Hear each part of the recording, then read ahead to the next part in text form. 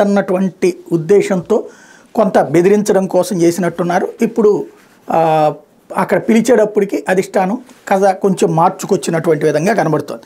అయితే హవ్వ ఇవ్వలేదు చిల్లి గవ్వ అంటూ జగన్ ఏలుబడిలో నత్తనడకన పట్టణాభివృద్ధి ఏ మున్సిపాలిటీలో చూసిన అసంపూర్తి పనులు తెలుగుదేశం పార్టీ టైంలో మొదలైన పథకాలని నిలుపుదల. ఇక్కడ ఈ హెడ్డింగ్ దగ్గరే దొరికిపోతారు వీళ్ళు. తెలుగుదేశం పార్టీ 5 ఏళ్ల అధికారంలో ఉంది కదా, వాళ్ళ హయాంలో ప్రారంభించిన దానికి తర్వాత నిధులు ఇవ్వకపోవడం ఏంటి అంటే, వాళ్ళ హయాంలో ప్రారంభించి వాళ్ళ హయాంలోనే పూర్తి చేయాలి కదా.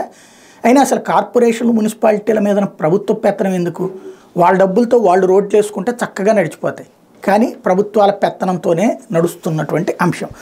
లేకపోతే సర్దుబాట్లు తిరుగుబాట్లు మెత్తబడని పార్థసారథి నందికొట్కూరుకు సీఎం మధ్యలో ఒకరు, సిద్ధార్థరెడ్డి చెప్పింది మరొకరు, అక్కడ దళిత ఎమ్మెల్యే ఆర్దర్ను పక్కన పెట్టేసి ఇరువురు చర్చలు, విజయనగరం లోక్సభ స్థానానికి చిన్న సీను, గూడూరులో ఎమ్మెల్యే వరప్రసాద్కు నో ఛాన్స్, నేడు వైకాపా 3వ జాబితా 25 నుంచి 30 వరకు మార్పులు అంటూ ఇవాళ మార్పు చేర్పులు జరుగుతున్నాయి అన్నటువంటి వార్తని ఇక్కడ ప్రధానంగా హైలైట్ చేశారు.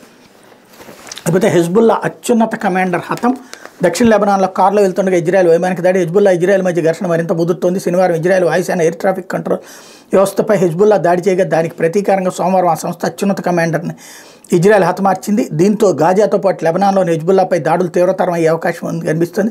దక్షిణ లెబనాన్లో కారులో వెళ్తున్న విస్సమ్ అల్ తవీల్ని ఇజ్రాయెల్ వైమానిక దాడి చేసి హతమార్చింది అన్నటువంటి వార్తని హైలైట్ చేశారు. అలాగే